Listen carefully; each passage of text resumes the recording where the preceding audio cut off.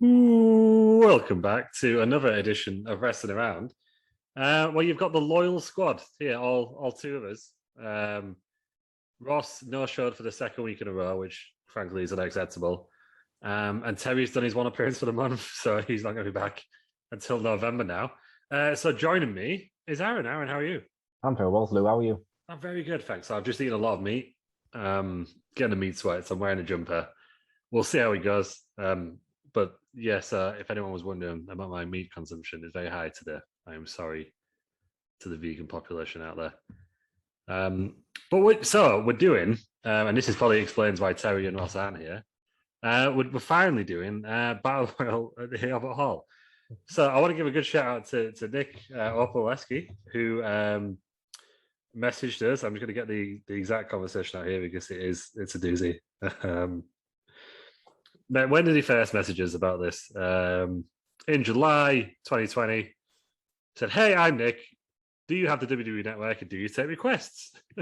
Yes, we do, Nick. So we replied, "Hi, Nick. Good to hear from you. Yes, we have the WWE Network and we're happy to take requests. We usually do the anniversaries of shows where possible." Remember, this was in July 2020. He comes back with, "Okay, request you to do Battle Royale at the Albert Hall," which happened in October.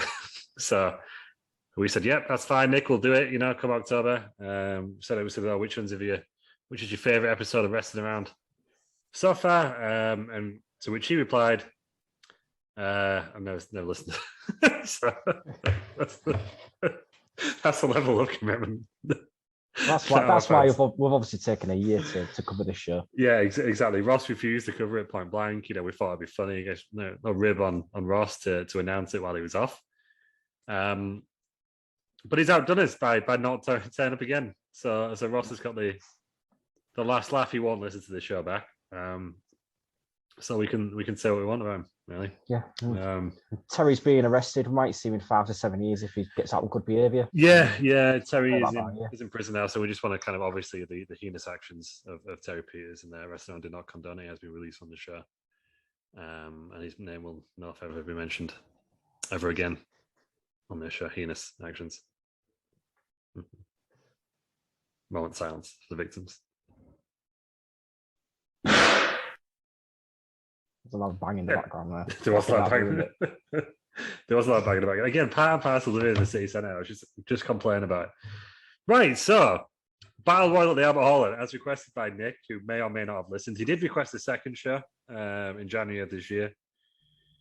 Said, "Will you do Bash at the Beach 1997? I said, "Which has been..." So again, we said, while you're here, what's been your favourite episode so far? Still not listened to the podcast. Maybe this will be the turning point. Obviously, he's been waiting all this time for Battle Royale at the Albert Hall. So I'm going to send him the link once it's released. So Nick, good to have you on board. Glad to have you with us. Follow us on Twitch, twitch.tv/wrestlearound. And yeah, all the good stuff. Before we get into Battle Royale at the Albert Hall, I think we do need to discuss the big pay-per-view of this past week, Rules. Presented by the Wrestling Federation. Quite a controversial event, I would say. Rules were enforced, or were they enforced? They were there. Very poorly. Did Red Shoes enforce them? No, he's having them there at the moment. So let's go through the results. Arn Anderson made his return. So obviously he'd threatened someone with a gun on AEW. I don't know. I've not seen it. Turned up, beat Ron Simmons. Ron Simmons clearly had his foot on the rope. Rope breaks do count in rules matches. But Red Shoes missed it. So your new 2-time henchman champion armed Anderson, as he's now known on the internet. So that was a shocking one. I can't remember what happened because I've not written the card down. There were some DQs. I've got the star rating. Oh yeah. Go ahead. You read them out because I can't remember what my own show was. So we had Ron Simmons versus Arn Anderson. Yeah. 3-star match. It's a controversial finish, kind of ruined it. Took me out of the moment. Then we had Randy Hogan versus Burger King in a feud match. Yeah. It's been going on brewing for quite a while, hasn't it? Yeah, built to the crescendo of the rules match. Yeah. Sadly, Booker T interfered. He did, off his own back. Came in with is it a sledgehammer? Or no, bat on it. Bat. So Yeah, if you're counting, we've had like one controversial finish and a DQ. We're not talking about the latest WWE pay-per-view. So that was. So after that, we had. Oh, where's it gone? Just lost it. We had Terry Peters versus the Spooky Skank. Oh, well, this was another controversial finish. Yeah, a lot of people were not happy. No, 2014 Triple H interfering, distracting the Undertaker. Peters went to a bloody roll-up. I've got some breaking news on this match. So obviously we're going on to Crown Jewels, the next pay-per-view. Spooky Skank has been begging Terry Peters for a rematch. Terry Peters has said yes on one condition: your career's on the line. So it's a career versus career match at Crown Jewels. Don't know why Peters' career's on the line. It's just what happened. Peters versus the Spooky Skank. Loser leaves wrestling around. And it's going to be Hell in a Cell. Oh, huge match. It's going to be a massive match. Pay-per-view. Career versus career. So that was another 3-star match. Then we had Rand versus Ronald McDonald. Rand got a lot of hate in the Rand's not a popular character. I like him. Good to see Rand. It's one of my favorites. Just wants to grill. Just wants to grill and look after his family. Yeah, all the American way. But yeah, and just sticking up for grilled food rather than fast food. Exactly. He hates this fast food nonsense, but he did unfortunately lose again. So put up a good fight though. You know, Ronald is 100, rated 100 on there. Rand took it to the limit because he's about 70 in age and rating, but couldn't get the job done. First clean win though of the night, I believe. Yeah, it was another 3-star match as well. But up next we had solid mid-card match. Yeah, we had a title on the line in the next match. It was Ramen Noodles Man versus the Corn. Oh, big match, yeah. Ramen Noodles Man, if I'm correct in thinking, won that match, didn't he? Yes, he did. Win his title back. Yes, he did. Was that a cage match? Yeah, he again is another one of the members of the Wrestle Around roster who just keeps getting a lot of abuse. I know, he's a big dancing babyface, but everyone seems to love the Corn for some reason. Well, people mainly Ross. Yeah, Ross loves the Corn and hates Rand. So he's the worst side. The worst side at KFC. No one likes the Corn. Yeah, exactly. No one. What's the point of the Corn? Why is that even an option? That was a 4-star match. It's the Corn there just to make the course look better. That's the only thing I can think. Yeah. But yeah, it's a good match. It was a good solid match. Though. Old school blue bar steel cage.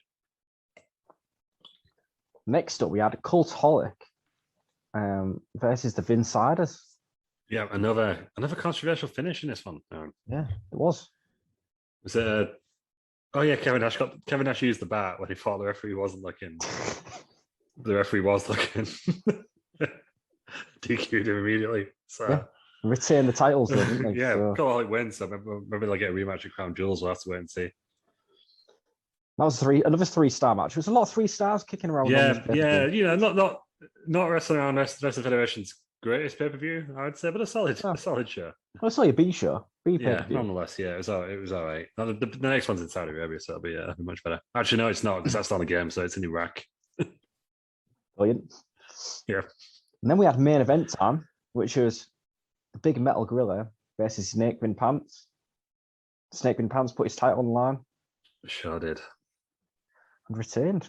Retained, yeah. Due to the Big Metal Gorilla won, but it was by count out, which is a great way for a main event to finish, I would say. But I think the controversial moment was the Gorillas teamed up to do a triple powerbomb. Remember, this was a rules match. Not enough for a DQ though, in Red Shoe's mind. He threw him out, let the match continue. For me, it'd have been a DQ. Yeah, I think at that moment. Anyone watching the match could see that he's blatantly a DQ. It was a triple team in a singles match, but not Red Shoes. You let the match flow. You wanted a main event, I guess. Yeah. What did that get on the All-Star rating? 4 3/4. Well, that's good. That if it had a clean finish, oh yeah, you got to think it may have been a 5-star match. I think it would have been if it had a clean finish. Yeah, but the question is, are we getting a rematch? I think. Well, I can officially announce that it will be in a rest around rules match. It will be a rematch at Crown Jewels in 2 weeks' time, 3 weeks' time, whatever it is, the next pay-per-view, right after Crown Jewel is rest around Crown Jewels. for those listeners that don't know what restaurant rules are, it means that there are no rules. There are no rules. Falls count anywhere. And obviously, it's a main event match, so I think we'll do 2 out of 3 falls as well. I'm going to claim it right now. 2 out of 3 falls, main event. Hell in a Cell on the mid card. Shaping up to be a pretty good show out there in Iraq. Because we're all fans of gimmick matches, not part of gimmick pay-per-view, should we say. Exactly. So can't wait for the Hell in a Cell. Yeah, crown jewels, as it's known, and it's exactly what it sounds like. That one. So yeah, that was Wrestling Around Wrestling Federation, week to Wednesday wrestling rules. Join us tonight at 9:00 once again. But I'm pleased to say that when the clocks change, it will be going back to its earlier times, original time slot of 7:30. Because my football train is moving, so we can go back to the original time, and I won't be covered in sweat because I never have time to get changed before, which is why I've been doing it in my football kit. But that's fine. But yeah, join us there, twitch.tv / rest around. And in some exciting personal news, I will be appearing on Cultaholics Straight to Hell sometime in November. That's the latest date that we've got. We thought we were going to do it next week, but someone I know is getting married, so I couldn't do it that day. So I had to postpone it until November. But that will be happening. That's exciting. Check it out. When it comes out. In your podcast feed. I think we'll put it on this channel as well. I believe we're allowed to do that. Be on our YouTube channel. That's good. Yeah, so we'll put it on our YouTube channel as well. So look out for that in November. What are you going to be covering, Lou? Do we know yet? Straight to Hell. It's just 5 things that I hate about wrestling.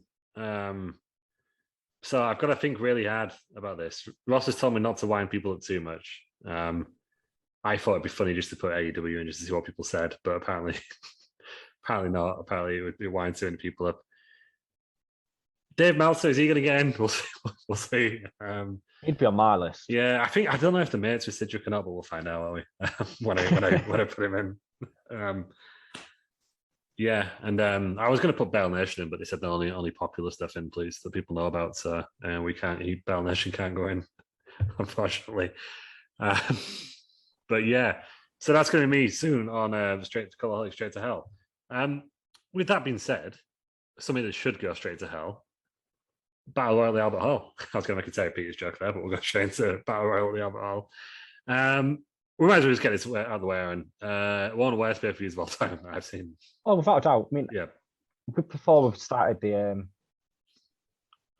recording, we was both sat here saying we both love terrible pay-per-views, such as Halloween Havoc and most WCW shows, to be honest.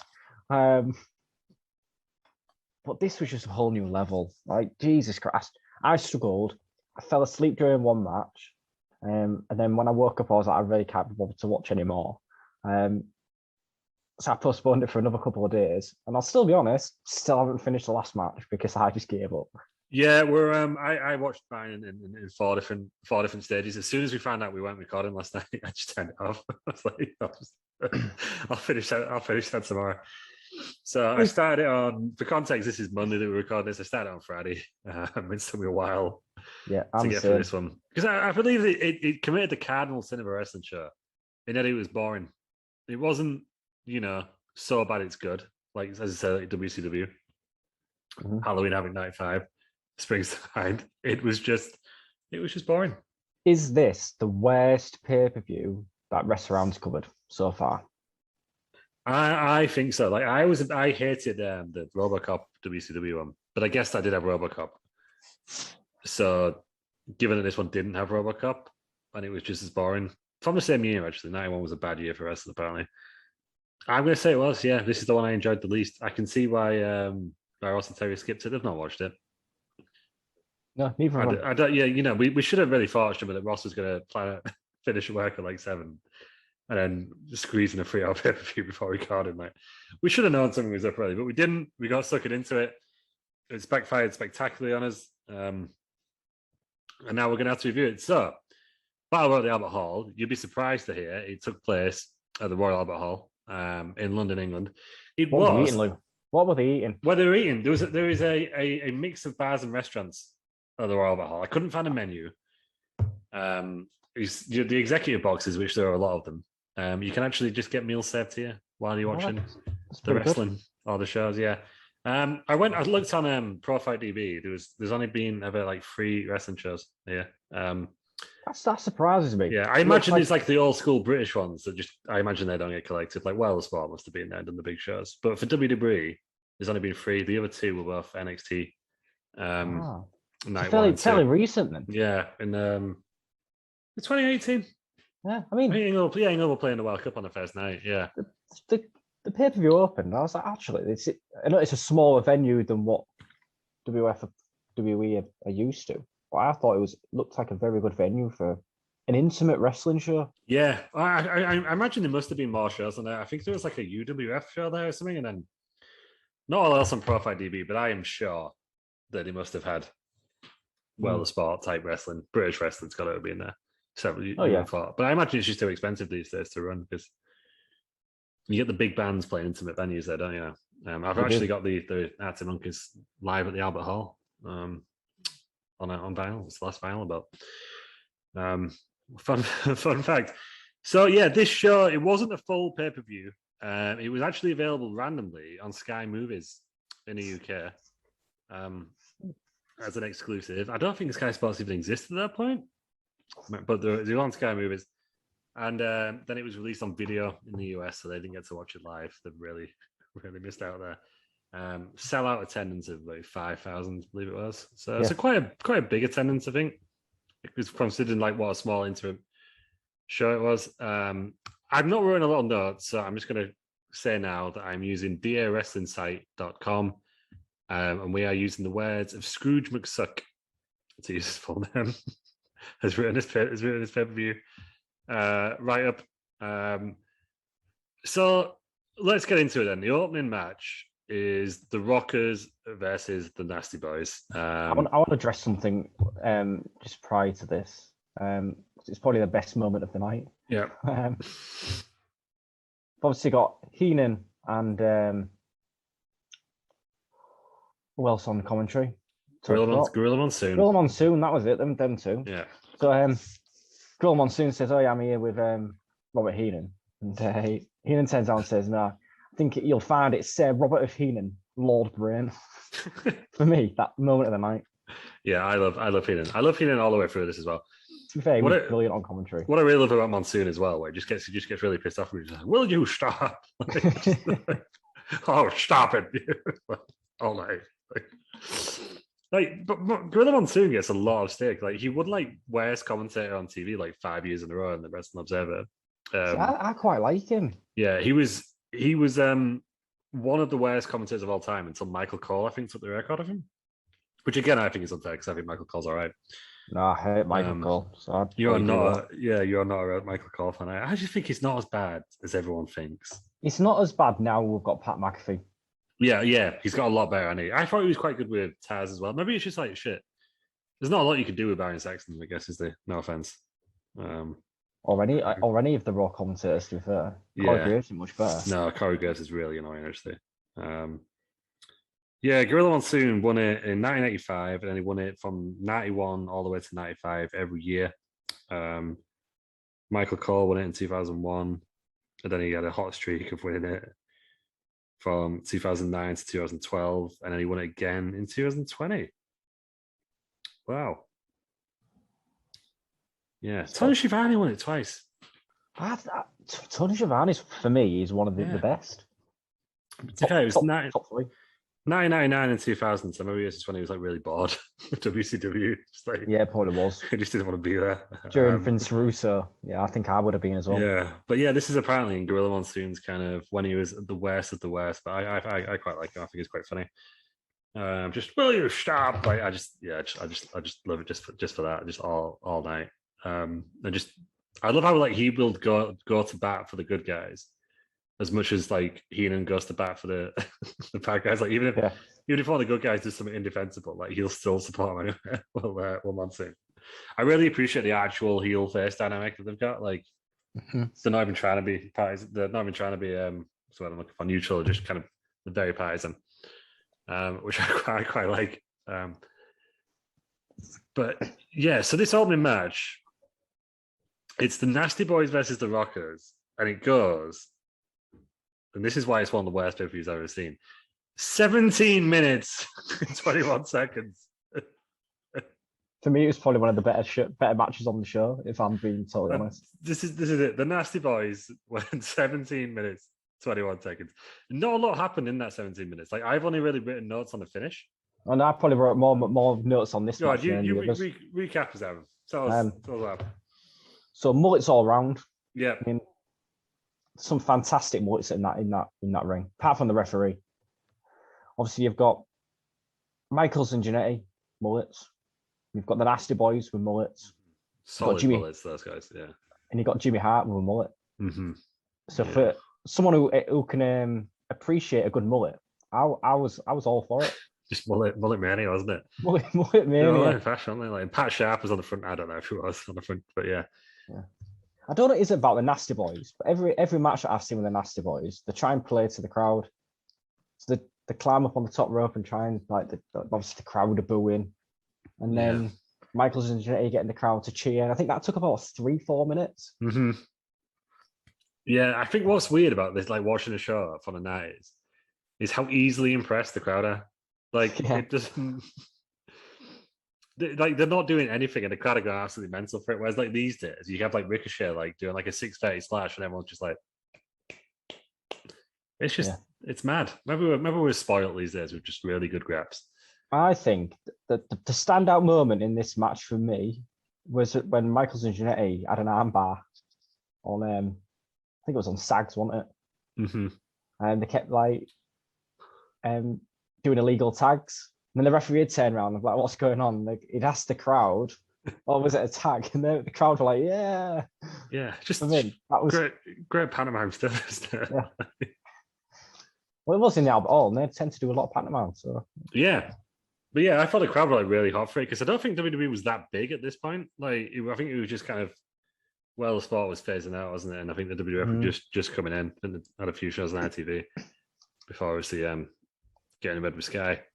But yeah, 17 minutes, 21 seconds. And then the finish, was it a botch, this finish? It was one of the Nasty Boys hit Jannetty with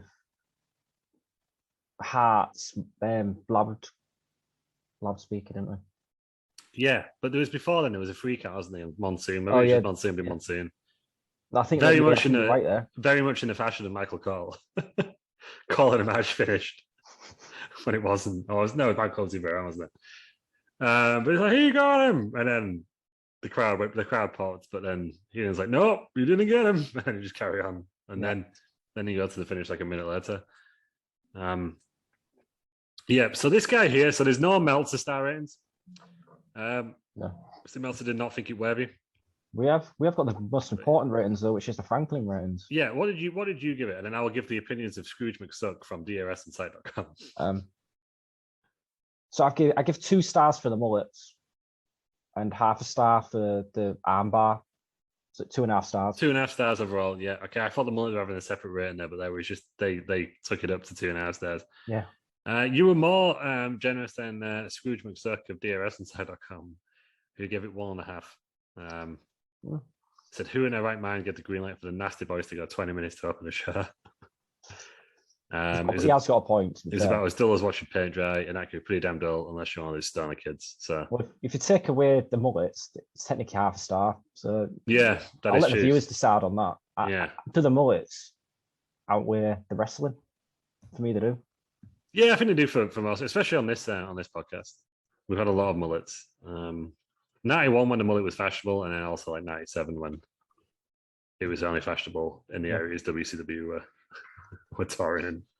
Speaking of hairstyles, the viewers will not be happy to hear that Terry still hasn't started growing his rat tail. No, yeah, it's been a long going thing. We have had one committed fan, Phil. Shout out to Phil. Phil, who fact checked us quite a bit on the recent episode. But I can't remember his facts, but we were wrong about something, and Phil texted in to inform us that we were indeed wrong. But I can't remember which show it was. Who was wrong? One of us. I can't remember what it's about. Phil, if you're listening, tell us again. either that or I'll check our message history at work. But there was, we got something wrong, but I can't remember what it was now. But yeah, so I'm sure Sparrow will be fact checking as the night goes on. Let's move on to the second match then, and we're now kind of bringing in the real world champion. Yes, I thought Ric Flair. Heenan was brilliant for all the Ric Flair segments. Because we're not far, are we, from Ric Flair winning the famously winning the 1992 Royal Rumble. Absolutely not. Only a couple of months off from it. And this is when he's just come in as the reigning NWA champion. Obviously, at this point, he can't show the belt anymore. I think they've been sued, but obviously, he's still technically the reigning champion. I did read something about this. There was like a clause in the contract where the title holder has to pay $25,000 deposit on the belt. So technically, there was like something in the small print, basically, where he owned that belt. Yeah. I think he claimed that he ended up giving it to Triple H, like he still had the belt. Is that not the belt that Triple H apparently has up in his office? Yeah, I believe so. Yeah, I think some people dispute it that that's the belt, and like because there's a few of them, isn't there? It's the one that got the famous bend in it at the top that was being used in WCW. But yeah, Ric Flair claims that he gave it to Triple H as a gift. Still kept it. But I think the NWA or WCW, whatever it was at the time, I think it was just becoming WCW, sued to keep it off TV. And yeah, but I think was it still on TV at this point? I can't remember. I don't remember seeing it, but this review says it was. So we'll see. But Flair had only debuted 3 weeks earlier, so this is one of his first big matches. Not a huge match, though. Yeah, no, not a huge match. Second on the card against Tito Santana, perennial jobber. Best match on the card? Yeah, I think so. Tito Santana could always go, couldn't he? Yeah. Ric Flair is obviously Ric Flair, like he could go. Yeah. And yeah, does it get it? These matches were very long. I don't know if this was just kind of a thing back in 1991. I'm not really sure, but these matches were very long compared to what you would get now. I think the point they had, the fact that they wanted to go 2.5 hours, they had about 21 stars there, should we say, or performers, wrestlers, whatever you want to call them. So there was obviously strapped for matches. They were going to have to do it, stretch it out somewhere, weren't they? Yeah, because obviously Hulk Hogan, the actual champion, wasn't there. Do we know why he wasn't there? He was filming a movie, I think. I don't know what Hulk Hogan movies were coming out at this time. Because, oh boy, was this? They're filming Santa with Muscles. I hope it was Santa with Muscles. It may have been 1991. Let's have a look. What's his filmography? What's he got? 1991. So it could have been. Well, Suburban Commando came out in 1991. It can't have been that then. He had nothing coming out in. Oh, it must have been Mr. Nanny. Mr. Nanny came out in 1993. So I can only assume it was that. Either that or he was filming Thunder in Paradise. But that was a full-on TV series. Great TV series, though. I've never seen it. Was it good? So bad it's good, yeah. Excellent. Maybe we should review it one time. Oh, we should definitely. Oh, he was in WCW by that point. So if he was filming a movie, then it must have been Simon Muscles, even that kind of like 2 years later. Because the day after, Suburban Commando came out. Maybe he was at the premiere for that. Yeah, quite possible. That sounds like it's plausible. Hulk Hogan and Christopher Lloyd. Never seen it. Imagine, like, look at this. Originally intended for Dan DeVito and Arnold Schwarzenegger, and he ended up with Hulk Hogan and Christopher Lloyd. So, well, you know. And it was a follow-up to No Holds Barred. Did not know that. Wow, neither did I. No, it was originally Urban Commando and became Suburban Commando. Yeah, because they went off to film Twins instead. Well, the more you know. So that was if our listeners would like us to review some wrestling movies, please let us know. We should do, because I think it's on the way back from yours, Aaron. I was looking around. I think I was stuck in Newark for an hour, and I was looking around Morrison's, and I found a Marine box set for a $5, so I bought it, and I've never actually watched it. I think it's got the first 4 in there. I didn't know there was more than 2. Yeah, they all. I think there's two main ones. There's the Cena one. And the And is Miz. it Ted DiBiase? And then the next like five all involve the Miz. Is Becky Lynch not in one of them? Yes, but with the Miz, I believe. Let's right. We're segueing again, guys. It's just one person that if I could never see him on TV for the rest of my life, I'd be happy. The Miz. The Miz. I feel the very same about Dolph Ziggler. Is he not in the title picture now? Dolph Ziggler, he's nowhere at the moment, I think. Didn't he have like a face-off with Big E? Or Dolph have I just seen an old? Yeah. I don't think so. I don't know. I thought he's faced Drew McIntyre. I don't know. Maybe I've seen something old on food. No, he has been around. He's been messing about with Tony Storm backstage, hasn't he? Predator. Yeah. The character, we should say. So yeah, we had the Marine 2 stand Ted DiBiase, and then we've ended up with the Marine 3 home front with the Miz, the Marine 4 moving target with the Miz, the Marine 5 battleground with the Miz, and then the Marine 6 close quarters also with the Miz. The latest one also included Becky Lynch and Shawn Michaels. Came out in 2018. They should put them all, really, because like no one's gonna. I think the first one is on Disney Plus now. Really? Yeah, but I think the rest you should. They should just put them on a WWE network. Because like, who's gonna? Why is Netflix anyone gonna pay for that? Yeah, there's quite a lot of movies that they could technically put on the WWE network. Now, yeah, get them on the network. Get that one. That was the one with Triple H with the school kids. The Chaperone. Yeah, Knucklehead, Big Show. Yeah. What there's See No Evil. There's a lot of like bad Edge films actually when you look at them. There's one that involves Edge, and I don't know if it's a WWE one, but it's Edge and Kelsey Grammer trying to hijack a casino plane. That sounds riveting. It does sound really good. It's on Amazon Prime. It's called Money Plane. Could also put the new Undertaker one on there. Yes, Undertaker a New Day. Yeah, that's on. I've not seen. Have you seen that one yet? I've not watched it. It's on my watch list. Yeah, I do want to watch it. I think it only because it's a thing you choose your own adventure on. I think on average it takes 45 minutes to get through. So you know what I'm thinking. You can probably do a couple of run-throughs. There's a watch along right there. Apparently you can end it like 5 minutes in. Yeah, I did that with the Black Mirror on because I just wanted the guy to have a nice life, which was not what the intention was there. It just finished for about 10 minutes. And if it was okay, when everyone else was just killing their dad, I was just having a great time. But yeah, I suppose if you use Ted to the dark side immediately, yeah, I guess you got to escape the Undertaker. Weird that the WWE champions in there, but I guess also pretty cool that they're on Netflix. It's kind of a big deal, isn't it? I can't wait to see how corny it is, if I'm honest. Yeah, There's probably some of our listeners that have already watched it. Let us know your thoughts. It's going to be corny as hell, and I'm all for it, to be honest. All for it. So, anyway, where would this pay-per-view? Tito Santana versus Ric Flair. Yeah. So, it probably was the match of the night. It went 15 minutes and 55 seconds. These are two wrestlers that you wouldn't mind watching for 15 minutes. Yeah, it was good. I just think it was a weird card placement, really, because it didn't. Considering Flair had only been in the company like 3 weeks at this point, it didn't feel like that big of a deal, really. No, like Chris Jericho always says, you either want to be first on or last on. Yeah, I think second is possibly the worst position to be in, isn't it? Yeah, well, that's where it all came about with him and Kevin Owens WrestleMania match, right? Yeah. Hence why he left the company. Yeah.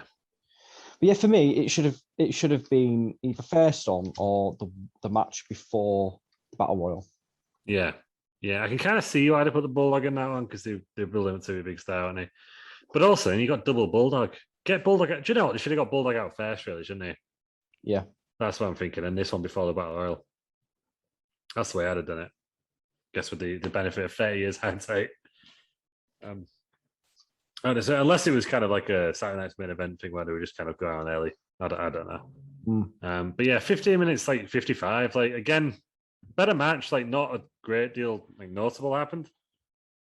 No, it was just a good match. I didn't write any notes, if I'm honest. Yeah, I think the ending was a roll-up or reverse roll-up with a handful of tights for the 3 count. So Flair wins, which I guess he should do. This point, kind of cheating, but I guess that's the whole thing of like, I guess if he's a heel and it's all Yeah, it's the dirtiest player in the game. Yeah, he's the dirtiest player in the game, and they got to get it over, haven't they? Because I got to assume at this point they were trying to build to Hogan Flair. I know that they bailed on it, didn't they? But that's got to be where they were going for, surely, at this point. You'd have thought so, wouldn't you? Yeah. Yeah, it was the biggest match available, wasn't it? I guess it'd be like, don't know, weird things to do. You know, if you got Kenny Omega in now and you put him on second, would it feel like a big deal? Yeah. I guess that's the equivalent, isn't it? Or what would you do if Kenny Omega just jumped ship or something like that? But yeah, 15 minutes 55. You know, I think the highlight again is just kind of Heenan on commentary at this point, isn't it? Yeah. But this whole thing just winding up Monsoon. Will you stop? That's pretty much all we've got to go for. But yeah, I thought it was probably the best match tonight. Like, I'm not saying it's great. This guy here, what's his name? Scrooge McSuck, gave it 3 stars. More importantly, though, what was the Franklin star rating? I give it 4. 4 stars. 4 stars. There's some good graps in there. I enjoyed it. Yeah. It was good. You started to get a bit of hope, didn't you, after this match? I'll be honest, I really did. And then it went downhill. Yeah, it kind of, it dies a death, really, at this point. I mean, it was on life support after that first match, in my opinion. Got a little bit better. You know, it started breathing again, and then at this point, the family's crying, thinking it's all over. Anyway, so we move on to, I don't believe this review has promos. If any promos happened in between. There was a promo here. What happened here? So Big Boss Man cuts a promo. And to cut a long story short, he says, Earthquake is 6'9". Mm-hmm. Right. Then it cuts to a promo with Jimmy Hart. It says Earthquake is 6'7". Wow, come on, Jimmy. You gotta build him up, haven't you? Build up your client. Jimmy Hart, who kind of managed everyone. I did realise this. Yeah. He was out at pretty much every single match. Yeah, I think was Flair the only heel wrestler who he didn't manage? Let me just have a look. So yeah, he was on with the Nasty Boys. Then he was on with Earthquake. And then he was on with the Mountie.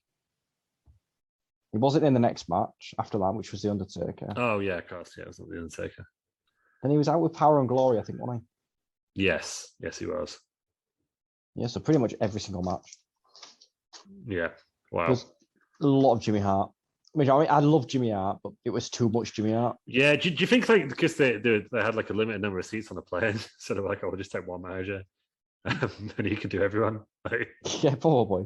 I mean, the only other manager on the card was Paul Bearer. Yeah, I suppose you got Heenan on commentary, haven't you? But he's transitioning into being a bit of commentator at this point more than a manager.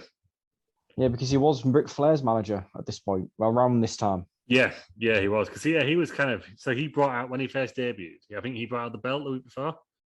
Right. It was like the real world champions on his way. And then Flair appeared. Believe how that went. But yeah, Boss Man versus Earthquake. Oh, boy. Fell asleep. Genuinely fell asleep. Was this the worst match on the card? Tied for worst, I think. Yeah. There's a few bad ones, to be honest. But this was. So remember who's in it, everyone. So we just said it's the Boss Man Earthquake. Not exactly wrestlers known for the work rate. 15 minutes, 47 seconds.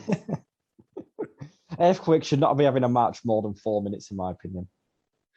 No, and obviously everyone loves the Boss Man. The crowd really love the Boss Man. He's a face at this point, isn't he? Yeah, big pops to the Big Boss Man. Very popular wrestler. I was surprised, actually. American cop. Obviously, really, really popular in the UK for some reason.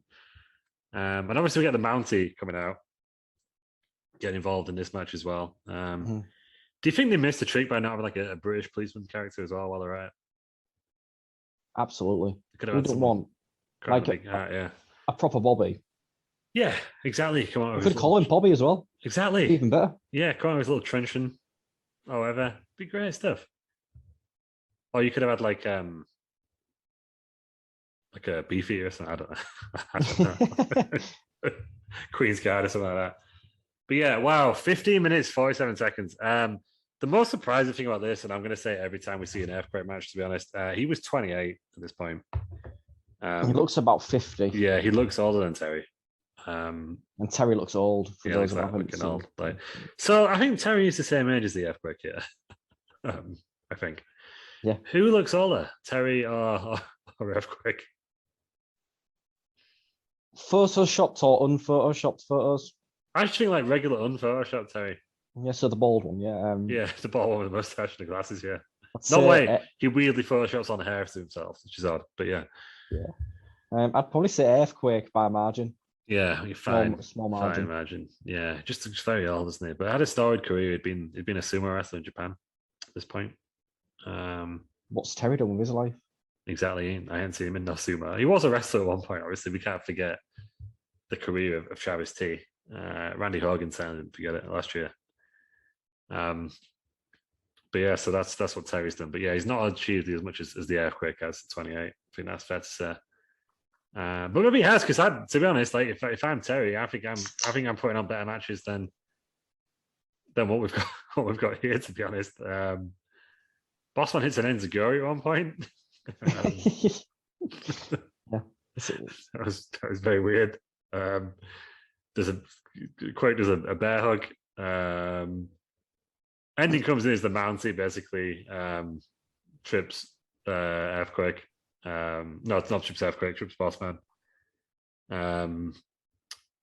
Earthquake does a big elbow drop across the back, and there's a free count. A lot of heat on this show. Another heel going over. Is that 3 matches, 3 heels winning now? Yep. Which is very odd because basically this is, for all intents and purposes, this is the house show. Yeah. It's on to. I can't imagine that many people had Sky Movies in 1991. I can't imagine there was a big audience. So very odd to go over a lot of heels. Winning here, but yeah, it does 15 minutes 47 seconds. This is a very, very, very boring match, to be honest. Possibly, and I don't know if I'm being cruel here, possibly one of the worst matches I've seen. Just when you combine the lack of action with just the time. Yes, I think I'd agree with you there, to be honest. Yeah, this fellow here, Scrooge McFat, however he's called, Scrooge McSix, sorry. He gave it a dud. What was the Franklin star rating? I give it -1/4 of a star. I don't do minus. I don't. You're normally very generous. Yeah, but not. I mean, that is in some ways that is generous. -5 on a loose scale. That I've just started right now. Maybe I should send this one straight down to hell. To be honest, awful match. Aaron, was you watching this? I don't know if this is like the first or second attempt at this point when we've got to this match. What are your thoughts? Like, how much are you cursing the fact that we decided to do this show 3 matches in? I opened up and I was like, wow, this could quite good. It's a prestigious event at the Royal Albert Hall. You think out Royal Albert Hall nowadays, you've got big names in your head, haven't you? You've got like Mark Knopfler, Eric Clapton. Yeah. For some reason, you pay like premiums to go and watch these people. Very big money, yeah, to go here. I started watching. I was like, "What the fuck am I watching?" I nearly messaged you because I know I watched it before everyone else. Well, it was only me and you that watched it. Bastards. I nearly messaged you all saying, "Do we really want to do this?" To be honest, I considered pulling out, but I wanted, again, trying to rib on Ross. It's backfired spectacularly, frankly. Yeah. This is where we're at. This is what we're doing. So only 2 of us watched it. Terry got out of it. There will be consequences. Yeah, they will. We should tell Terry to watch like a full show. We should tell him to watch the wrong show next week. He won't listen back to this. He won't know. Ross and Terry will also be doing shoeies on next week's show. Yes, they will. Yeah, big shoey celebrations. Terry will put another pickle on his bald. It'll happen next week. Next week's gonna be a big show. Tune in. But for right now, we're 3 matches in. I don't think we've reached 5,000 total, have we, Aaron? Oh, we might have done actually after the Ric Flair match. But yeah, not a good match. Right now, we get some weird promos. I didn't make any notes about the following promos. I'll be honest. Yeah, they were there. Texas Tornado, Kerry Von Erich. Just an odd promo. I don't remember a lot about it. I'm thinking, what an odd dude. Does anyone care about this guy at this moment in time? No, I think he's come out of Wellllll class, hasn't he? And he was, yeah. I did get the whole tornado thing. I thought they had to give him a cool nickname, didn't they? Because he moved across from Wellllll class. Is Tornado a cool nickname? Well, it's cooler than Kerry Von Erich. It was it's a big wrestling name, is the Eric name, isn't it? Yeah, but not for Vince. He's got to do his own thing, any sometimes. I think he just gives people nicknames and they just put his own stamp on him. Yeah, Texas Tornado. No, I was going to say I thought I'd seen him inducted, but he died in 1993. There's only one of them left alive now, isn't there? Yeah, it's a really sad story, the Von Erich family, isn't it? Really sad. I always thought it was Kerry. I'm not sure who it was. But no, it's so I know we're going to set the piss out of his match in a second, but unfortunately he committed suicide 4 months after this. Wow. It is a very sad story. I believe Dark Side of the Ring covered it, didn't they? Yeah, I've not seen the episode yet. Who's alive? That sounded really bad. Kevin, I believe. Yeah, he seems like a really down to earth guy as well. I know he kind of distanced himself from wrestling for quite a few years, and then he slowly got back into it. I think. Yeah, he does. I've definitely watched his Hall of Fame speech, and it is really humble considering like everything that's happened to him, like how awful it's been. Yeah, I think his son wrestles now. Yeah, it's got a really positive outlook on life. Let's have a look for his son.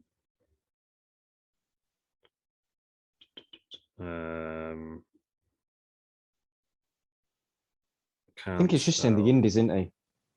Possibly, yeah. Kerry's daughter is Lacey Von Erich, who I believe was in TNA for a bit. Yeah, it's not a very good Wikipedia article, this. All over the place. Usually you can trust that Wikipedia as well. Exactly. Because you know that you're getting all the best information. That's always correct. Exactly. That's why I used to use it for, my tutors. So I couldn't use it for uni, but it made a lot of sense. Used to use it in school quite a bit. Third generation, Ross Von Erich is the son of Kevin. Marshall Von Erich, son of Kevin. And Lacey Von Erich is the daughter of Kerry, who's here today. Former TNA Knockouts Tag Team Champion. I remember she was going to be a huge thing at one point. Lacey Von Erich, throw in your Google machine. Anyway. Yep, so Texas Tornado versus the Mountie. This was another long match. I wrote one word. What was your match for this one? Boring. That's all I wrote. Boring. Yeah, I know we said the last match was boring, but this was possibly worse. Like the Mountie didn't have a lot going for him, did he? He had a terrible gimmick though. Yeah, who wants to see a mountain ranger? I assume that was created just to kind of feud with Bossman, and then after that, it's kind of, what's the point? What's the point in the Mountie after that point? Like, it's not really going to get heat. This guy here has just not even done the new review for it. He's just done it. He's just kind of copy and paste one from somewhere else. He says 13 minutes 17 seconds, so it's actually the shortest match so far. Didn't help her. Which is very odd. Did not help at all. Yeah. No. Did anything happen here? It ends with a bit of interference. The Mountie wins again, so we're getting more heat. Yeah. With his feet on the rope. Yeah, because Heenan, this is the only bit of sentence anyway. Heenan's like, he's such a tall guy. He just landed his feet just landed on the rope. He couldn't help it. But yeah, another heel win. Like they're really making his end. This kind of spoiler alert, Bulldog wins the Battle Royal. They're really making his end it though with all these heel victories beforehand. Well, for them, it is just a house show. It's a throwaway show. They can do whatever they want, I suppose. Yeah, that's it. Which I thought that's why you'd go for the faces every time. But again, it similarly happened before that we've not really mentioned though. But at the end of the match, Von Erich beats him up a little bit to get his heat back and put smiles on the kids' faces. Just to show them, like, even if you lose to the better man, just sucker punch him and it's fine. Thoughts on this one, Aaron? Quarter of a star. It was slightly better than the last match. Not much better. Wow. This guy here is obviously really bored now. From DAWrestlingsite.com. -3. Wow. He's given this one. He's really boring. I feel like at this point, Gorilla Monsoon and Bobby Heenan are really, really carrying the show. Oh yeah, without a doubt. Yeah, like their commentary's making it entertaining, but the in-ring action is just it's just awful, to be honest. Like there's just not a lot going on. I don't know if it's maybe it was good at the time, and as I said earlier, like we're just kind of spoiled so much now.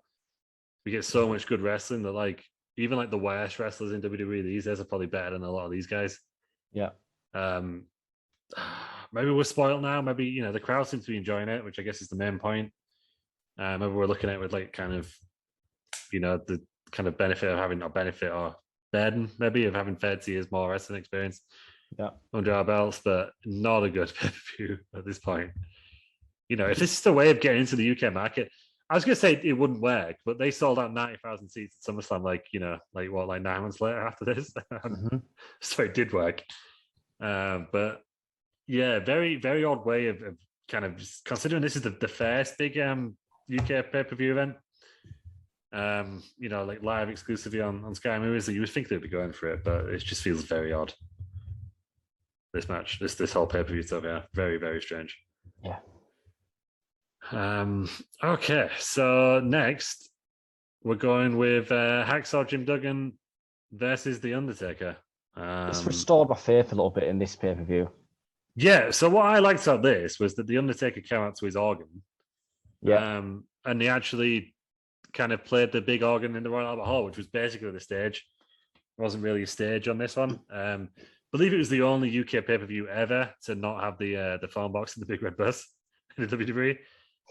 Instead, we just got the organ, which it looked pretty cool, to be fair. Like, they were just kind of coming out for the side of the organ. Pretty cool. But yeah, they actually used it. So they actually had someone dressed up as Phantom of the Opera playing the organ for The Undertaker coming out, which is a cool moment. And then USA's favorite, Hacksaw Jim Duggan, comes out waving his USA flag, and the crowd pops once again. Yeah, don't understand that.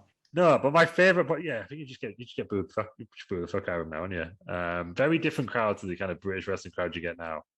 It's a very kind of well-established crowds. Yeah, my favorite part of this though was when Hacksaw was coming out and Taker's face was just like, "What the fuck is this?" It's like, Taker would be on. Did he join in 1991 or 1999 on it? Is he not at this point? Is he not the next WWF champion after this pay-per-view? Yes, he wins it this Tuesday in Texas, like a month later, doesn't he? Yes. Which we'll cover that actually, because I'm quite intrigued by it. I think it's the first week of December. So he's not far off being the WWF champion, weirdly. He's presented like a big deal. And to be fair, like he is kind of, he's got a special entrance, which is pretty cool. Like they're making a big deal of like, whoa, look at this guy. This match is again, we're getting shorter and shorter. 6 minutes 19. So a bit of brawling, bit of back and forth. Maybe Duggan's getting a bit, but then he kind of gets overpowered. Doing a bit of choking on Duggan, so which you kind of is illegal, and that's what kind of Monsoon's saying, like, "Oh, I should be DQ'd for choking." He's not. Duggan does a King Booker or a Kevin Nash from last week's Wrestling Around. Just gets his fucking 2x4, that's Will on him. Yeah, that's the match. Yet another heel win. Yeah, another heel win, but by DQ this time. 6 minutes 19, so they kind of they're being nicer on us. Now the very kind. What would you think of this one, Aaron? I give it 2 stars. It was, like I say, it restored a little bit of faith. It went about the right amount of time. Hacksaw Jim Duggan is getting close to the end of his career at this point. Yeah, but then he still goes to WCW. Yeah, just has that amazing. Is it Canadian? Yeah. Canadian run where he becomes like defects the Team Canada. Fantastic stuff. Yeah, but I thought it's a good build up. Getting Taker over as the heel.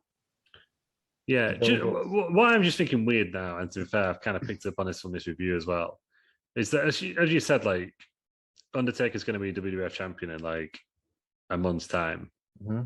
Is it not weird that he doesn't just like beat the fuck out of Duggan? We've had like so many heels win already, cleanly or semi-cleanly.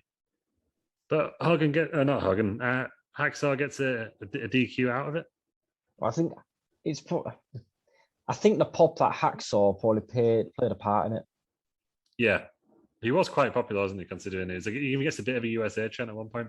Yeah, which is very strange. I guess, like the you US might be more popular in 1991. Yeah, you don't want Taker to go over clean if you're going to give him the title in a month's time. So that's probably the reason why I'm the DQ. Yeah, because you're getting both wrestlers over at that point. Yeah, I suppose so. I would have given just. I don't know. I think he wins it by nefarious means as well, don't he? From what I remember. I'm not too sure on that, if I'm honest. Yeah, I think we'll definitely do this Tuesday in Texas because it's quite an interesting pay-per-view by the looks of things. I've never seen it. But it happens like 2 days after Survivor Series, which is odd. But yeah, it's I think he wins it by cheating anyway. Like he doesn't win it cleanly because obviously he beats Hogan for it. So how could he? But yeah, I thought it was just if we were doing it now, you would expect like Undertaker to just kind of like beat him up in like 2 or 3 minutes, I think, and end it. Yeah. But yeah, no, good for Hacksaw. Like again, the crowd do not mind people getting disqualified or anything. Like they're lapping all this up really. Yeah, Hogan kind of chases him off with his 2x4. Yeah, strange match. You give it 2 stars. This guy gave it 1. So obviously he's in a bit of a better mood than it was the last match. No, it's improved, but not by much. And then we've got the intermission, which is Mean Gene doing a few interviews. So we've got Roddy Piper, does a very strange. Yeah, I think he makes quite a homophobic remark at one point about Boy George. I think I might have missed that bit. It's Piper. What does he say? He said something like, "You've got less chance than Boy George having kids," or something like that. I think is the line. He says it in a slightly more subtle way, but that's basically what he's getting at there. A few other things. Obviously, Roddy Piper is from Scotland, in quotes. So he's a bit of a local lad. Second most local after the Bulldog, obviously. Typhoon and Jimmy Hart. Kind of standard promo. I'm going to win the Battle Royal. Power and Glory. One is Paul Roma, former Horseman. I think he's Glory, and then Power. He looks like the bloody Butcher from AEW. And it's not him though, is it? No, I don't think so. But is it the Butcher or the Blade? One or two. They really it also looks a bit like Dick Strawbridge. Massive mustache. Yeah, massive mustache. But I believe he must be the Power, and Paul Roma was the Glory. Legion of Doom. Pretty big name. They're going to get a big pop later on. They're coming out next.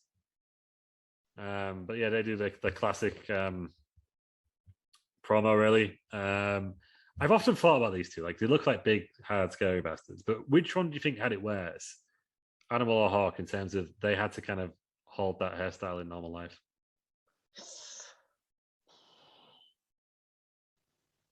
I'll be honest. Don't know which one's which. So I believe there's one of them that's got like a Mr. T. I think that's Animal. Or is it? Let's go. Let's Google this for it. And there's the other guy. He's just got the two. He's just got the two like almost like tacos down his head. Yeah, I mean that's pretty bad. Yeah. Then the other one obviously had like a bit of a mohawk going on, but then he had like kind of a bit of hair going around the side and the back. He's got like a gap in between, so that was pretty awful. Oh, so yeah. So Animal's got the mohawk, but then with the Mr. T side bits as well.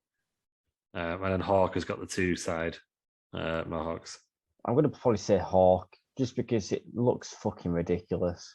Yeah, you just got to feel for the guy, ain't you? I mean, I'm sure he's getting paid a lot, so it's fine. God, I was just flicking through pictures of him, and there's one that's just got a YouTube link to a YouTube video that says Road Warrior Hawk threatens to rape Ric Flair.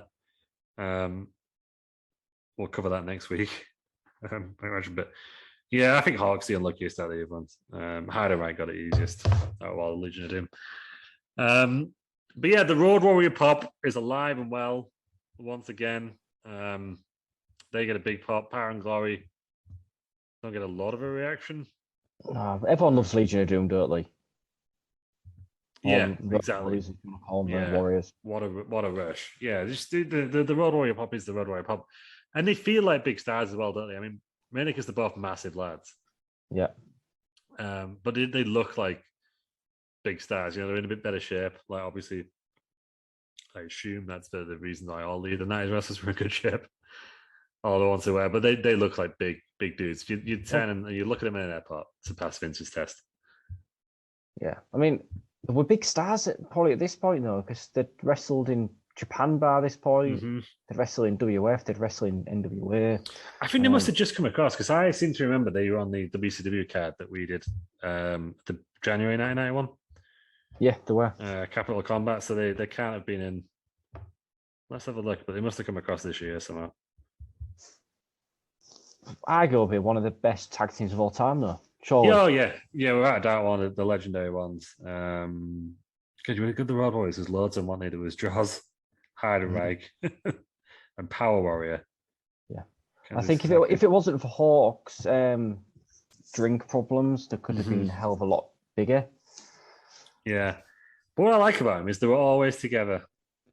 So we never had any this kind of split them up nonsense and make one of them world champ.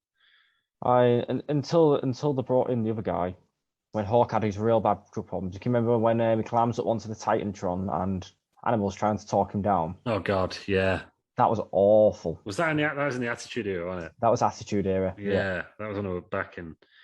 Yeah, so I've just checked. It was 1990 Capital Combat, and it was actually their last WCW appearance, and then they moved across.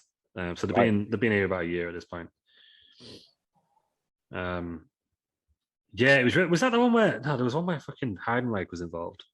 Or Heidenreich only joined when Hawk had died. Yeah, I think he did. No, it was Jaws, wasn't it? He was trying to join. Mm-hmm. He was basically just kill himself, mate. Yeah, basically. Which is just. I mean, considering those problems were real, it's pretty bad, isn't it? Like I know you got to blur that line sometimes, and that's what makes the best storylines. But that was within reason. Come on, hell. Yeah, it really was. It was not good. No, I just don't know why I need to do it. Same with the Jeff Hardy stuff. I know Jeff Hardy says he doesn't mind, but it can't help, can it? But yeah, so yeah, sad tale. The Road Warriors is like most wrestlers from the 80s and 90s are, but you undeniably popular at this point, I would say. Mm-hmm. One of the biggest around. The Power and Glory, not so much. Hercules and Paul Roma. Hercules is just a big guy, isn't he? Hercules doesn't look like a Hercules.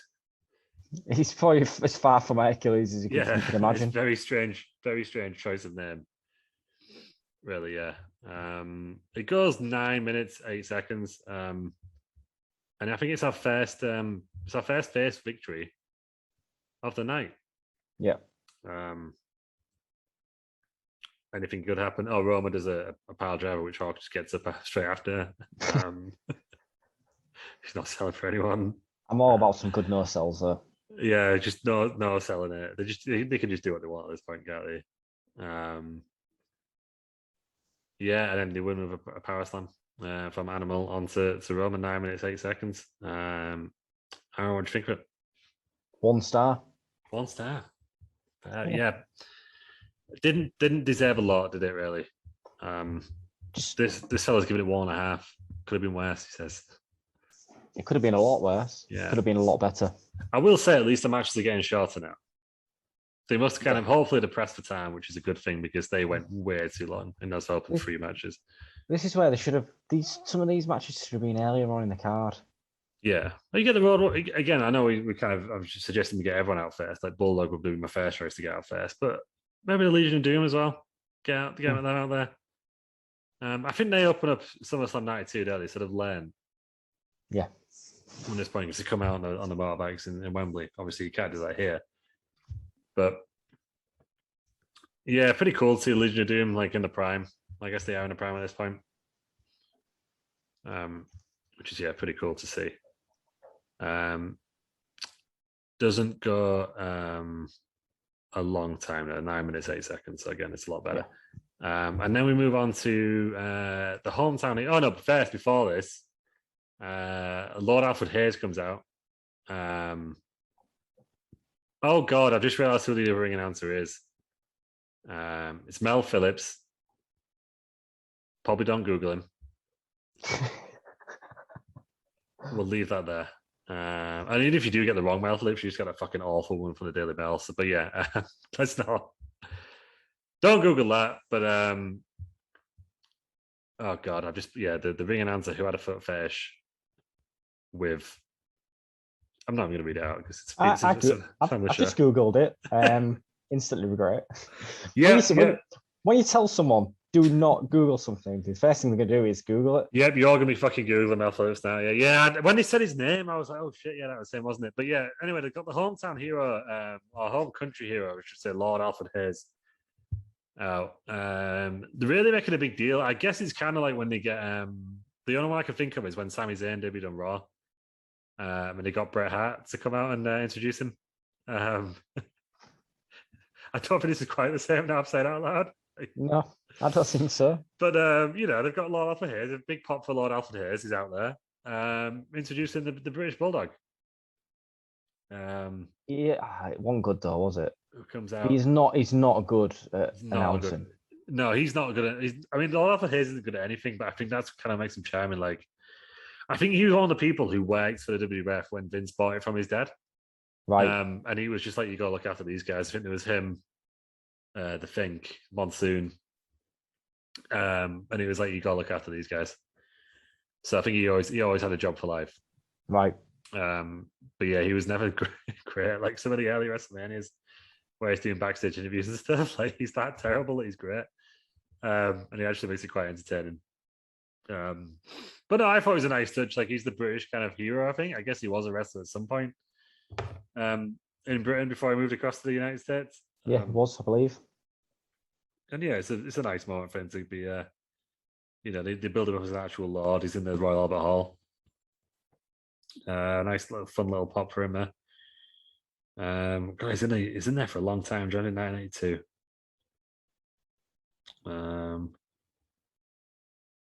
I was going to say at one point he defeated Dory Funk Jr. for the NWA World Heavyweight Championship, but the decision was changed. Right. Wow. So it's bigger than I thought. Actually, I always thought he was just kind of like a small time guy and being a commentator. But yeah, it's Lord Alfred Hayes is here. He introduced the Bulldog. Bulldog goes against the Barbarian. Two big lads, big meaty men slapping meat. Not a great match though. What do you think? Really didn't enjoy it. I think I turned off at this point as well. Yeah, were you done? This was like part 2, and then I tried part 3, and that I think lasted like another 20 minutes max. Yeah, this was it was a struggle at this point. I think this is on my like third or fourth attempt at this point to watch it. Not great. There's not really much to say about this match. No, what happens again is just kind of getting the hometown guy out, isn't it? Which again, I just find it a bit weird considering he's going to be in the Battle Royal and going to win the Battle Royal next. Yep. Of why he needs this as well, I guess that makes him look more heroic. Power versus power, it doesn't really lead to anywhere. Like nothing really exciting happens. There's a few like pile drives and stuff. Like that's weird. Seeing pile drive is kind of more common than you do now, obviously for obvious reasons. Yeah. I think I gave this 2 stars. I mean, when I started watching it again, it was an all right match. Yeah, it was just a basic match, wasn't it? Like it kind of wins out of nowhere. The power slam just seems to come out of nowhere, and it's like, oh, shit, Bulldog won. It comes out of nowhere. Obviously, the crowd love him. That's the crowd absolutely love it. The crowd are all over him. In a good way, which is the local champion, isn't it? They don't pretend he's from London, which I like. They just say he's from Manchester because she can't hide the accent. Yeah, which I appreciate. 10 minutes and 7 seconds, which again it feels long. Felt like a long match, but I guess it's not. This is your semi-main event, isn't it? So for me, it felt like it went on about 20 minutes. Mm-hmm. But I think that's because I watched it in two sittings. Yeah. So that I did as well this match because I think I missed a lot of it because of that, which is probably why I think it's like I'm not too offended by it. Do you give it 2 stars? This fella going to give it 1 star. Scrooge McFunk. What's it called? Scrooge McSuck. Of DRS@site.com. Yeah, just not a lot happens again. Like there's a few kind of like ring post shots and stuff. They're outside the ring for a bit. They get back in. Bulldog just out of nowhere, or so it seems, hits a power slam. Crowd goes wild. No, the crowd goes wild. To be fair, the crowd goes really up for it. 1 star from this fella. 2 stars from Aaron. I'm going to give it 1.5. Sit in the middle. At this point, this is just going. It's just going a really long time, isn't it? this, but we're finally here. We're here for what we all waited for. We've sat through 7 matches so far. Wow. And we're here now. The Battle Royal at the Albert Hall, which is for something that looks suspiciously like the Football Championship Trophy, which at the time was the number 1 football trophy in England. But it's a samovar, Russian samovar. I think they're trying to claim it's like older than the Queen, or it was the Queen's or something, and she just gave it to Vince. Which I would love that to be true. Imagine if the Queen was sat in their box watching. Yeah, that would be great. There is a bit, isn't there, where it was. I think it was in that intermission part where there's a few interviews where Mean Gene, Ross's favorite Mean Gene, claims to be going for a tea with the Queen Mother the night after. Assume it's not true, but I believe the Queen Mother was a big wrestling fan. Oh yeah, apparently she was. Yeah, she used to go to all the World of Sport wrestling. Apparently. Yeah. So do you know what? It may have been true. So I'm going to Google it right now. Because I don't know. There was like different attitudes, wasn't it, in this kind of in this era. There was some people who obviously just like preferred the old school World of Sport, but then there was also like, oh, this is modernizing the business. This is kind of To be fair, I would see the Queen Mother as someone who just loves some big men having some raps. Yeah. Okay. I'm just trying to Google. It doesn't seem there's anything to do with him meeting the Queen Mother, which is very disappointing. Who are the Queen Mother's favorite wrestlers there? There's some great British ones in there, isn't there? Yeah, Mick McManus has got to be up there, right? Big Daddy. Yeah, Big Daddy. Giant haystacks. Friend of the show, Matty Jones. No, can't find any. William Regal. He must be. She must have been a big Regal fan. I reckon she was there cheering. I imagine like when Drew McIntyre was fighting for the World Championship at WrestleMania 36, the entire royal family was sat around the TV in Buckingham Palace. Yeah, maybe watching McIntyre versus Lesnar. Yeah, maybe not Harry and Meghan. No, they're the sore subjects in it. Yeah, they were being they were watching AEW. But anyway, yeah. So yeah, Mean Gene's having tea with the Queen Mother. I imagine. I can't find it on Google, but I'm sure it happened. We'll say it did. 20-man battle royal. Everyone gets an entrance again. You can tell it for the most part, like the crowd are quite quiet on their entrances compared to the first time everyone came out because everyone's been in the show basically. So basically, if you're wondering who was in this match, it's literally everyone who's been on the show so far. I don't think there's anyone who's just in this match. Roddy Piper. Oh, Roddy Piper. Yeah, Scotland's on. Roddy Piper is the only one. Everyone else. Man, how's it? 20 people. 19. There must be someone else. God, Earthquake had a match, didn't he? Typhoon didn't have a match. So Typhoon, Roddy Piper, and then everyone else has already been in the match. So yeah, everyone gets a small pop. The Big Bossman still gets a big pop. I think that's because he had entrance music. Some of these lads just did not have entrance music. They're just walking out to silence. I guess I thought by the early 90s everyone had it, but apparently not.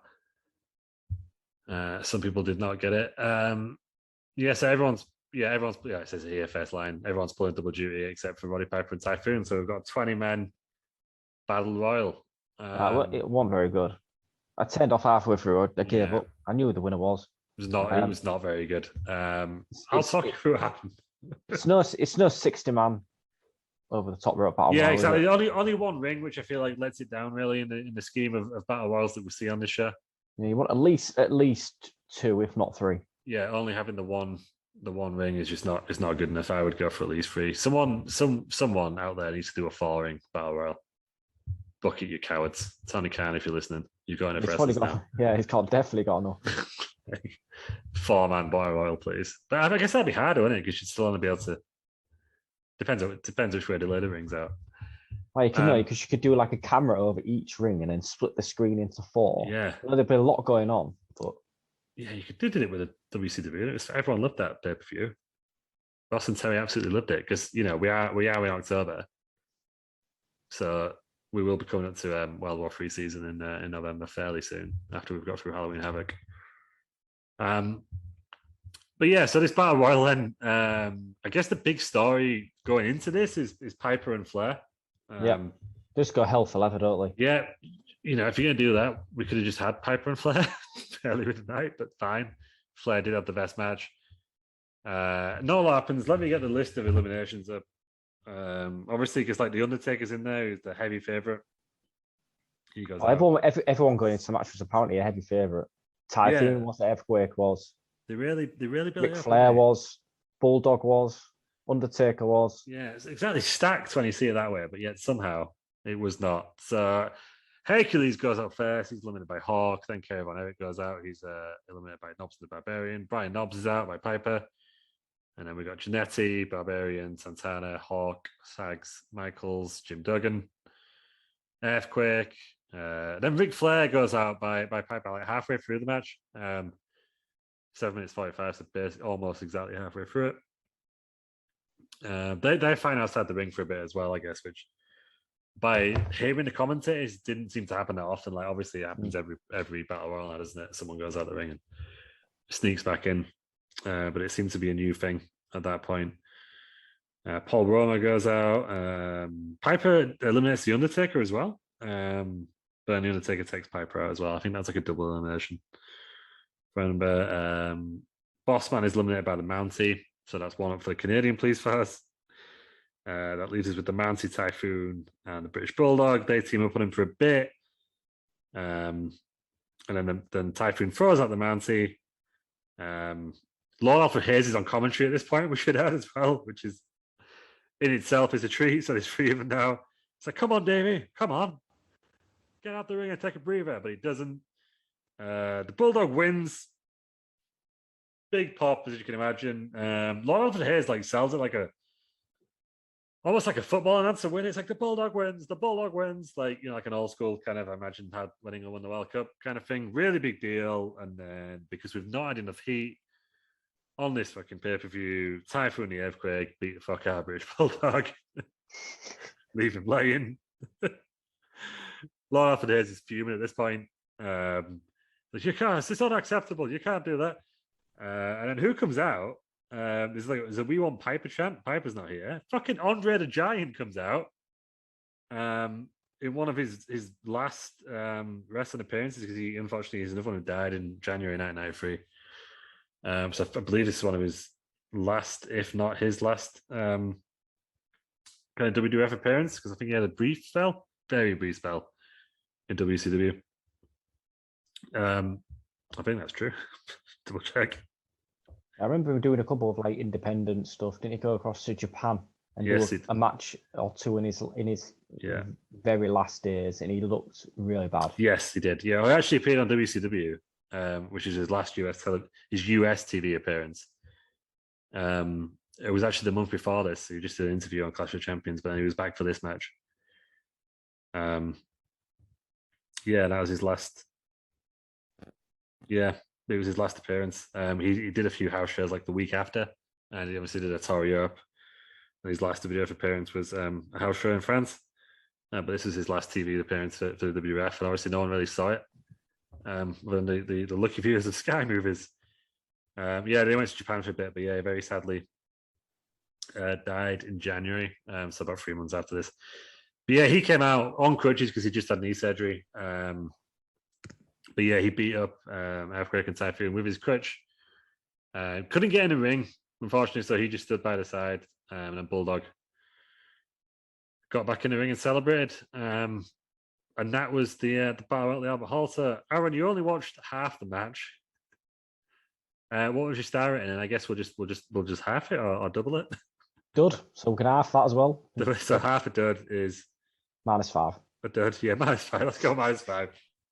Not a very good pay-per-view at all. Fun little thing with Andre at the end there. I didn't expect that, to be honest. It kind of caught me off guard a bit.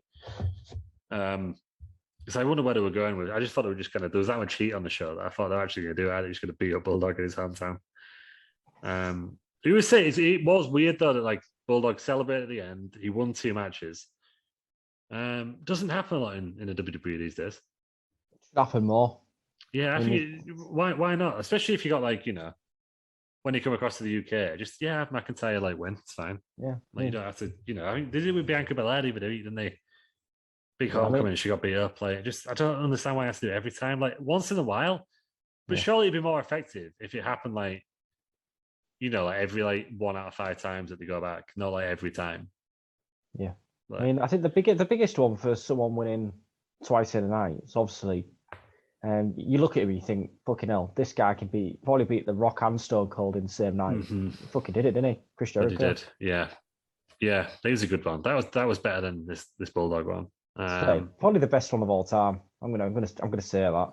The other one, Daniel Bryan, Yeah, he's another one. WrestleMania 30. Yeah, that's the only one I can think of really when it was 2 big wins. Oh, I know what we're talking about now. Seth Rollins, didn't he beat? No, he lost to Cena, didn't he? Before Yeah, he beat I'm Sting. not a Rollins fan. Oh, you're not a Rollins fan, are you? I bloody love him. He's got one of the worst gimmicks at the moment in probably wrestling. Yes, but I am very much looking forward to his Hell in a Cell match with Edge. But I know it's in Saudi Arabia. It'll be weird. Is he going to end Edge's career? I think they're going to play up to that. They must do, yeah, because Edge has only just come back, and he came back quickly and quite surprisingly. Yeah. But yeah, they might do. But that's in like 2 weeks' time. Not far away at all. It's getting closer. Yeah, and you can watch it at View Cinemas in the UK. Really? Yeah. Which I think I would do for like a Royal Rumble or something, but Crown Jewel feels weird, doesn't it? At 5 o'clock. And I'm not paying for. I think it's £10 ticket. Yeah, that's how much my subscription costs, and even that pay per view that in that month. I think it'd be well good for a Royal Rumble, especially maybe a WrestleMania as well. Yeah. But maybe not so much Crown Jewel. I won't be going to Crown Jewel. I'll be watching it at home. But anyway, that was Battle Royal at the Albert Hall. Overall thoughts, Aaron? What are we giving this one out of 10? 1.5. 1.5. Yeah. No, I was going to give it a 3, but potentially. It's just realised it's Da Wrestling Site, not DA Wrestling Site. Da Wrestling Site. Just got to the bottom. Anyway, I was going to give it a 3, but maybe I'm being a bit generous because there wasn't anything good about it really. The Ric Flair match, and that is it. Yeah, even that one was like okay. I think it was the best of a bad bunch, wasn't it? Yeah, I think that's why my rating was so high, is because I was like, maybe this is a turning point. It's a good match, and then it just went downhill even more.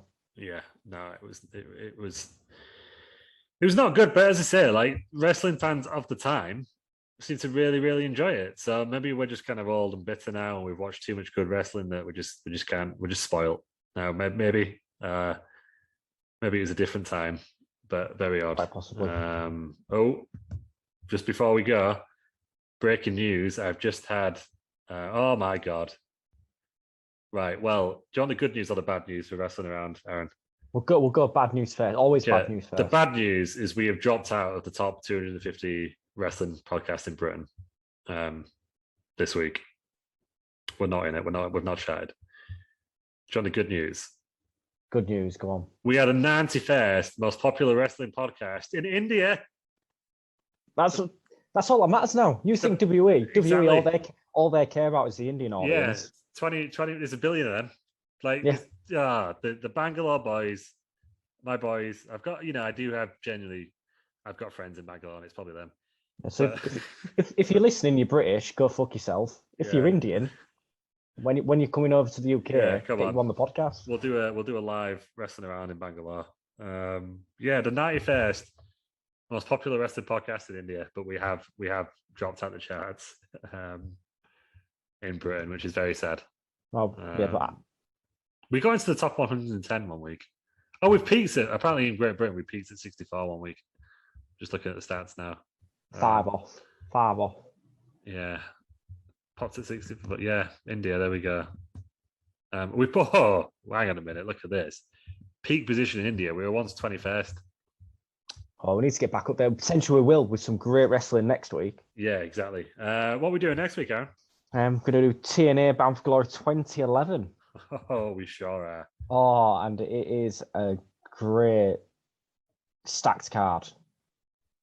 Yeah, it does actually look pretty good. So this was the Bischoff Hogan era, wasn't it? Yep, and I love me some TNA Bischoff Hogan era. I've not watched a lot of it. It's in Philly, so you've got to think the crowd's going to be pretty hot. 3,500 people there, which is big for a... Yeah, stats. So like some of the people that are on it, you've got Austin Aries, which I know is someone who's quite hated now, but in his TNA run, he was pretty good. Got Brian Kendrick, Rob Van Dam, Matt Morgan, Rob Van Dam versus Jerry Lynn. Yeah. And the Full Metal Mayhem, which I believe is their version. Was it TLC? Yes. Yeah. Oh. You've got Mr. Anderson versus Bully Ray in a Force Count Anywhere match, street fight match. Yeah. AJ Styles versus Christopher Daniels in an I Quit match. See, that sounds good. Sting versus Hulk Hogan. It's 2011. Singles match for the control of TNA with Garrett Bischoff as special guest referee. It goes 10 minutes. Yeah, it could be good. And then Kurt Angle versus Bobby Roode for the TNA heavyweight title. It does actually look a pretty damn good card. I was taking the piss at TNA, but it actually looks like a really good card. 10 years ago. 10 years ago next week as well, so we're doing it on the anniversary. I do love me some Bobby Roode. It's been not used well in WWE. I'm sure a lot of people will agree with me there. No, he had his NXT run, didn't he? Not enough. I didn't really get Bobby Roode. I'm not sad about it. Anyone who chooses to tag with Dolph Ziggler. He probably didn't choose that though, did he? Get fucked. He better not. Shit. But yeah, I'm all about beer money. Yeah, again, I don't know. I missed this era, so I'm very looking forward to it. I do remember my biggest rant ever. I did call Bobby Roode a pointless man, but maybe he will change my mind next week with 2011 Bound for Glory. I'm going to say it right now. We're going to start doing some more TNA because TNA is like the modern day WCW. Yeah, we've done well. I always find it intriguing to do the TNA and AEW comparisons. Like I know people hate it, but I don't. I love it.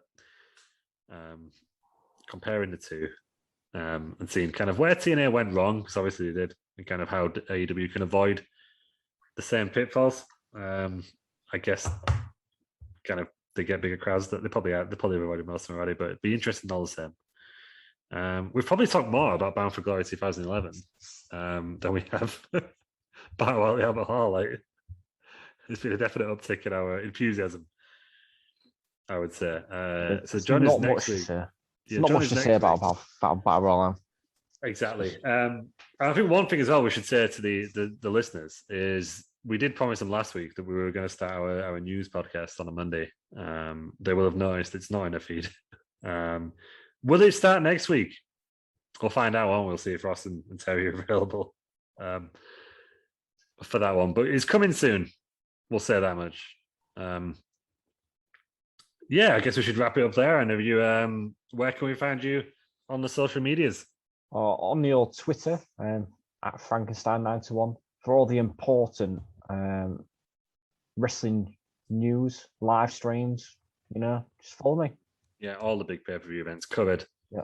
Frankenstein91, top wrestling journalist. You can find me at Lou Markham. You can also find me. I'll call the Holly Straight to Hell coming in November. And yeah, you can find me at Lou Markham everywhere else. And you can find us all at Wrestling Around. I think Terry doesn't have a YouTube channel, does he? No. Don't do Twitch either. Don't think he does Twitch. I will be starting Twitch at some point. Yes, you will. On the Wrestling Around account, am I right? Yeah, that's correct. Correct. We'll have more of us on there. I know Ross has been promising it for ages, but Aaron's going to jump in, get that before him, do some Wrestling Around Twitch with some different games as well, which will always be fun. And hopefully we can do some together in the near future as well. But yeah, find us all twitch.tv/wrestlearound tonight at 9 p.m. But in the words of Jeremy, I forgot his last name, the guy from University Challenge, Jeremy Paxman,